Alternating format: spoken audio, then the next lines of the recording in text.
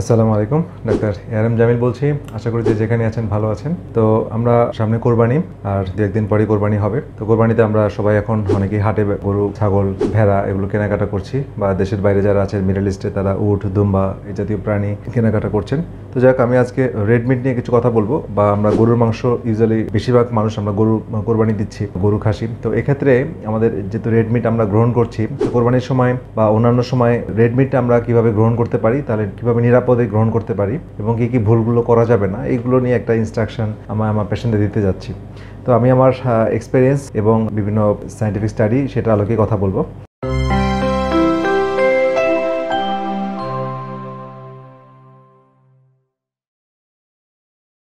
তো এখন আমাদের মাংস যখন গ্রহণ করতে হবে, মাংসের মধ্যে প্রচুর অ্যামাইনো অ্যাসিড থাকছে, প্রচুর ভিটামিন আছে, মিনারেলস আছে। তো এখন মাংসগুলোকে যখন আমরা গ্রহণ করবো, তখন অবশ্যই আমাদেরকে প্রথমে যে বিষয়টা খেয়াল করতে হবে সেটা হচ্ছে যেন আমরা খুব চিবিয়ে খাই। হ্যাঁ, আমরা যখন অনেকবার চিবিয়ে খাবো এবং মাংসগুলোকে যখন আমরা ম্যাশ করে আমাদের স্টমাকে পাঠাবো, তখন কিন্তু এটা অনেকটা ইজি হয়ে যাবে for stomach to for digestion. তো এই জায়গাটা খেয়াল করতে হবে যে মাংস যেন আমরা খুব চিবিয়ে খাই, আর সিদ্ধটা যেন ভালো হয়। হ্যাঁ, আমরা যেন সিদ্ধ করি, বয়েল করি, তারপরে মশলা ইউজ করি, নো প্রবলেম। তো এটা যেন একটা ইম্পর্টেন্ট বিষয়। আর দ্বিতীয়ত হচ্ছে আমরা গ্রিন ভেজিটেবল গ্রহণ করা উচিত, কারণ ভিটামিন মিনারেলসগুলো এখানে গ্রিন ভেজিটেবলে অনেক আছে। যদিও মাংসের মধ্যেও ভিটামিন মিনারেলস আছে, তবে কিছুটা ফাইবারের বেনিফিট নেওয়ার জন্য, ভিটামিন মিনারেলসের বেনিফিট নেওয়ার জন্য আমাদের গ্রিন ভেজিটেবলগুলো বা সালাদ হিসেবে বা রঙিন শাকসবজিগুলো একটু বয়েল করে গ্রহণ করা উচিত, ঠিক আছে, বা হাফ সিদ্ধ করে গ্রহণ করা উচিত। এবং এখানে ভালো অয়েল দিয়ে ড্রেসিং করা উচিত, কোকোনাট অয়েল, অলিভ অয়েল। হ্যাঁ, তাহলে আমাদের এই গ্রিন ভেজিটেবল সহ মাংসটা গ্রহণ করা উচিত। আচ্ছা, এরপরে যে বিষয়টা হচ্ছে যে আমাদের অনেকের কমপ্লেন করেন যে স্যার মাংস খেলে আমাদের পেটের গ্যাস হচ্ছে, বা এটা হজম হচ্ছে না, পেটে ব্লোটিং হচ্ছে, পেট ফাঁপা হয়ে যাচ্ছে, হ্যাঁ, বা এটা টয়লেটে কষা হচ্ছে, এই জাতীয় সমস্যাগুলো হয়। তো সেটার জন্য একটা অন্যতম কারণ হচ্ছে যে অ্যাসিড কমে যাওয়া। তো অ্যাসিড অনেক কারণেই কমে যায়। তো লো স্টমাক অ্যাসিড নিয়ে তো অনেক ভিডিও করেছি। ইউজুয়ালি দেখা যাচ্ছে যে দীর্ঘদিন যারা গ্যাসের ওষুধ খেয়েছে তাদের ক্ষেত্রে একটা কারণ স্ট্রেসফুল লাইফ, প্রসেস কার্বোহাইড্রেট, হ্যাঁ, তারপর হচ্ছে জাঙ্ক ফুড, তারপরে রং অয়েল, ট্রান্সফ্যাট, হাইড্রোজেনেটেড অয়েল, এগুলোর কারণে সাধারণত অ্যাসিড কমে যায় এবং বয়স হলেও অ্যাসিড কমে যায়। তো তারা আসলে হজম করতে সমস্যা হয়। তো তাদের ক্ষেত্রে বিটেন হাইড্রোক্লোরাইড, যেটা তিতা জাতীয় জিনিসে পাওয়া যায়, সেটা খুব কার্যকর। এছাড়া খাবার আগে বিটেন হাইড্রোক্লোরাইড গ্রহণ করা, অথবা অ্যাপেল সিডার ভিনেগার গ্রহণ করা, অথবা একটু কুসুম গরম পানিতে লেবু দিয়ে ওখানে একটু পিঙ্ক সল্ট অ্যাড করে গ্রহণ করা, অর্থাৎ অ্যাসিডটা আপনাকে রিস্টোর করতে হবে, তাহলে আপনার হেল্প পাবেন। আর এটা একটা হচ্ছে যে এনজাইম, অনেক সময় এনজাইম ডেফিসিয়েন্সি থাকে, সেক্ষেত্রে আমাদের বাহ্যিকভাবে অনেক এনজাইম পাওয়া যায়, সেটা প্ল্যান্ট সোর্স থেকে, অ্যানিমাল সোর্স থেকে এনজাইম পাওয়া যায়, সেই এনজাইমগুলো আমরা অ্যাড করতে পারি। তো সেক্ষেত্রে আমাদের হজম প্রক্রিয়াটা খুব ভালো হবে এবং আমাদের এই গরুর মাংস বা খাসির মাংস যেটি আমরা খাচ্ছি সেটা কিন্তু ভালো ডাইজেশন হবে। এছাড়া আমরা অনেক সময় ভুল করি, যেটা হচ্ছে আমরা গরুর মাংস খাচ্ছি, সাথে আমরা প্রচুর সাদা ভাত খাচ্ছি। যাদের ডায়াবেটিক্স ইস্যু আছে বা যাদের সুগার, যাদের জন্য হার্মফুল, হ্যাঁ, তো তারা সাদা ভাতটা অ্যাভয়েড করতে হবে। আপনি গ্রিন ভেজিটেবলের সাথে আপনার এটা খান, আপনি গরুর মাংস খান, নো প্রবলেম, আপনি খেতে পারবেন। ইভেন আপনার আগে ভিনেগার বা আপনার এনজাইম সহ গ্রহণ করেন, আপনার ভালো ডাইজেশন হবে। আর আপনার একটা জিনিস অ্যাভয়েড করতে হবে যে সুগারের মধ্যে আমি শুধু সাদা ভাত না, আপনার যেমন অনেকে বিভিন্ন সফট ড্রিঙ্কস ইউজ করছেন, যেমন কোক, ফান্টা, স্প্রাইট, বিভিন্ন নাম, আমি নাম বলে শেষ করা যাবে না, এরকম অনেক দেশি বিদেশি বিভিন্ন সফট ড্রিঙ্কস আছে যেগুলোর মধ্যে প্রচুর পরিমাণে লোডেড সুগার আছে এবং ফসফেট আছে, যেগুলো আসলে আমাদের দাঁত, কিডনি এবং সুগারগুলো তো আমাদের ইনসুলিন রেজিস্ট্যান্সের একটা অন্যতম কারণ। এই প্রবলেমগুলো মেটাবলিক সিন্ড্রোমের একটা রুট কজ হচ্ছে এই হাইপার ইনসুলিনেমিয়া। তো এটার একটা মূল কারণ। সুতরাং সুগারের সাথে যখন আপনার এই মিটটা গ্রহণ করছেন, দুইটা মিলে কিন্তু শরীরে গ্লাইকেটেড প্রোটিন তৈরি হচ্ছে এবং এটাকে বলা হচ্ছে AGES, advanced glycated end product, যেটা কিন্তু আমাদের কিডনি, লিভার, আমাদের নার্ভ সবগুলোকে ড্যামেজ করছে। সো আমাদের এই সুগারগুলোকে একদম অ্যাভয়েড করতে হবে। There is no way to allow.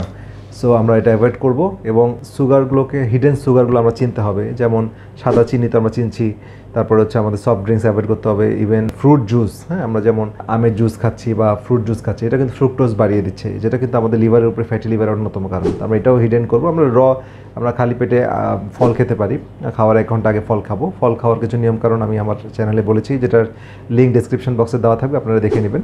আর হচ্ছে আমরা সস অ্যাভয়েড করব, যেমন বিভিন্ন বাজারে বিভিন্ন সস দিয়ে আমরা মাংস খাচ্ছি, এটাও যেন না হয়। বিভিন্ন কাবাব তৈরি করছি বা তৈরি করছি এবং সস দিয়ে খাচ্ছি, সসের মধ্যে কিন্তু প্রচুর ফ্রুক্টোজ থাকে, ভুট্টা দিয়ে তৈরি করছে, তো এগুলো অ্যাভয়েড করতে হবে, ঠিক আছে।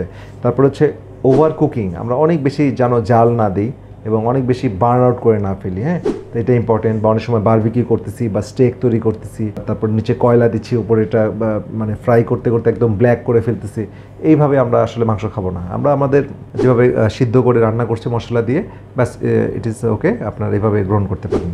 আরেকটা হচ্ছে যে অনেকের আয়রন খেলে শরীরে জ্বালা পোড়া হয়, ব্যথা করে, এই জাতীয় সমস্যা হয়। এটার একটা অন্যতম সমস্যা হচ্ছে যে মাংসে, মিটে প্রচুর পরিমাণে আয়রন আছে। তো আয়রন থাকার কারণে এই আয়রনটা আমাদের অনেক সময় বিভিন্ন জয়েন্ট জমতে পারে। এছাড়া যাদের আয়রন মেটাবলিজমের সমস্যা আছে, যেমন হিমোক্রোমাটোসিস বা থ্যালাসেমিয়া, এই জাতীয় সমস্যাতে আয়রন শরীরে জমে যায় এবং আয়রনগুলো লিভার, হার্ট, কিডনি, বিভিন্ন অর্গানে জমে যায় এবং এখান থেকে আসলে আয়রনগুলোকে আলাদা করা একটু কোয়াইট ডিফিকাল্ট, হ্যাঁ, খুবই টাফ। তো সেক্ষেত্রে আমাদের অনেক সময় যাদের এই ধরনের সমস্যা হয় তাদেরকে অ্যাডভাইস, ডাক্তার হিসেবে অ্যাডভাইস দিই আপনার সেরাম ফেরিটিন আয়রন লেভেলটা চেক করবেন রক্তে। তো ফেরিটিন লেভেলটা বেশি থাকলে আপনাদের আয়রন কনজামশনটা, রেড মিটটা গ্রহণ করা আপনাদের উচিত হবে না। সেক্ষেত্রে আয়রন ডিটক্সিফাই করার জন্য অনেক পদ্ধতি আছে, যে ভিডিওটা আমি আজকে করছি না, এটা আরেকটা ভিডিওতে আমি আলোচনা করব। শরীরে অতিরিক্ত আয়রন জমে গেলে কী কী প্রবলেম হয় বা আমরা কীভাবে এখান থেকে পরিত্রাণ পেতে পারি, সেটা আরেকটা ইস্যু। তো এটা বেশিরভাগ মানুষের আক্রান্ত না। এবং মহিলারা যারা মাসিক হয় তারা তো প্রতি মাসে একটা সময় নির্দিষ্ট 4-5 দিন ধরে ব্লিডিং হয়। তো এই ব্লিডিং মাধ্যমে কিন্তু অনেক শরীরের আয়রনগুলো, ক্ষতিকারক অতিরিক্ত আয়রনগুলো বের হয়ে যাচ্ছে, সুতরাং তারা কিন্তু প্রোটেক্টেড থাকে। কিন্তু যখন মেনোপজ হয়ে যায়, বয়স হয়ে যায়, মাসিক বন্ধ হয়ে যায়, তখন কিন্তু সমস্যা। পুরুষের ক্ষেত্রে তাদের তো আর রক্ত বের হওয়ার কোনো রাস্তা নেই, সুতরাং তাদের ক্ষেত্রে আয়রনটা বুঝে শুনে গ্রহণ করা উচিত। আয়রন যদি বেশি থাকে তাদের ক্ষেত্রে রেডমিট কিছুটা প্রবলেম হতে পারে এবং এটা আয়রন চেক করা উচিত। এবং সবচেয়ে ভালো একটা উপায় হচ্ছে রক্ত ডোনেট করা, ব্লাড দেওয়া। প্রতি 3 মাস পর পর যদি আমরা ব্লাড ডোনেট করি, আমরা কিন্তু অনেক হেলথ বেনিফিট পাবো। এটা নামে একটা ভিডিও করবো ইনশাল্লাহ পরবর্তীতে, যে রক্ত দিলে কতটুকু শরীরের জন্য উপকার, শরীরের ওয়েস্ট ম্যাটেরিয়ালগুলো ক্লিন হয়, আয়রন লোড কমে যায়, এটা ইম্পর্টেন্ট। আরেকটা হচ্ছে যে কখন আমরা এই গরু মাংসগুলো খাবো বা খাসির মাংস খাবো।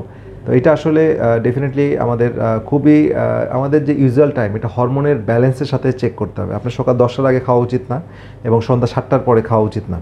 তো আপনার এই সময়ের মধ্যে খাবেন এবং আপনার সন্ধ্যা 7টা মাগরিব থেকে এসে, আমি একটা টাইম বলে দিই পেশেন্টদের, এই সময় আপনার মাগরিব থেকে এসার মধ্যে খাবেন। সাথে আপনার ভেজিটেবল থাকলো, সালাদ থাকলো, আপনার মাংস থাকছে, আগে আপনি এনজাইম ঠিক করে নিলেন, অ্যাপেল সাইডার ভিনেগার অথবা বিটাইন হাইড্রোক্লোরাইড খেলেন, তারপর আপনার মাংস খাচ্ছেন, আপনার সুন্দর ডাইজেশন হবে এবং এখান থেকে বেনিফিট পাবেন। কারণ আপনার রেড মিটে অনেক অনেক বেনিফিট আছে, যেখানে পর্যাপ্ত আপনার ম্যাগনেসিয়াম আছে, জিঙ্ক আছে, আয়রন আছে, তারপরে হচ্ছে আমাদের সেলেনিয়াম আছে, এছাড়া vitamin B12, vitamin B6, B3, omega 3, হ্যাঁ, এই জাতীয় জিনিস, ফোলেট অনেক অনেক অ্যাবান্ডেন্ট পরিমাণে আছে, ঠিক আছে। এছাড়া carnitine, creatine, carnosine, coenzyme Q, এই জাতীয় নিউট্রিয়েন্ট উপাদানগুলো অন্যান্য অনেক মিটের মানে প্রোটিনের তুলনায় বেশি পরিমাণে আছে। সুতরাং এগুলোর বেনিফিট অবশ্যই নিতে হবে। তো রেড মিট অবশ্যই আমাদের গ্রহণ করা উচিত। অতিরিক্ত কোনো কিছুই ভালো না, অতিরিক্তর প্রতি এনকারেজ করি না, বাট এটা আমাদের সপ্তাহে 1-2বার গ্রহণ করা উচিত। এবং রোজার বা ঈদের, কোরবানি ঈদে আমরা এই পদ্ধতিগুলো যদি মেনে চলি, এই বিষয়গুলো, তাহলে কিন্তু আমরা খুব ভালোভাবে, আমাদের হজম শক্তিটা ভালো হবে। এবং অনেকের ক্ষেত্রে দেখা যাচ্ছে যে যাদের পেটের সমস্যা, আইবিএস জাতীয় সমস্যা আছে, তাদের লিকি গাট আছে, তাদের ক্ষেত্রেও কিন্তু মানে এই সবজি না খেয়ে, সবজি মানে ফাইবার জাতীয় সবজি না খেয়ে, তাদের ক্ষেত্রে যদি আমরা রেড মিটটা গ্রহণ করি বা ফ্যাটযুক্ত মিট গ্রহণ করি এবং ব্রথ গ্রহণ করি, যেমন গরুর নেহারি, পায়া, এগুলো কিন্তু খুব ভালো যাদের পেটের সমস্যা আছে। কারণ কার্নিভার ডায়েট, অর্থাৎ অ্যানিম্যাল সোর্স থেকে আমাদের প্রোটিন, কার্বোহাইড্রেট, ফ্যাটগুলো নেওয়া, মানে প্রোটিন এবং ফ্যাটগুলো নেওয়া। তো সেই ক্ষেত্রে প্ল্যান্টগুলোকে অ্যাভয়েড করতে হবে, অ্যানিম্যাল গ্রহণ করতে হবে, তাহলে এই হজমজনিত সমস্যা খুব দ্রুত আমরা রিলিভ করতে পারি। এবং এই বিষয়গুলো, এই মেসেজগুলো আমি আই থিঙ্ক আপনাদের কাজে লাগবে। তো আপনাদের জন্য শুভকামনা এবং অগ্রিম ঈদ মোবারক। এবং আপনারা নিরাপদে বাড়িতে যান বা বাসায় থাকুন, আনন্দ করুন, ঘোরাঘুরি করুন এবং খাবারটা যেন আপনারা এনজয় করতে পারেন, কোরবানির মাংস, হালাল মাংস, এবং আমরা সুন্দরভাবে এটা গ্রহণ করতে পারি এবং নিরাপদ থাকতে পারি। তো সবাই ভালো থাকেন, সুস্থ থাকেন। পরবর্তী ভিডিও দেখা আমন্ত্রণ রইল। আল্লাহ হাফেজ।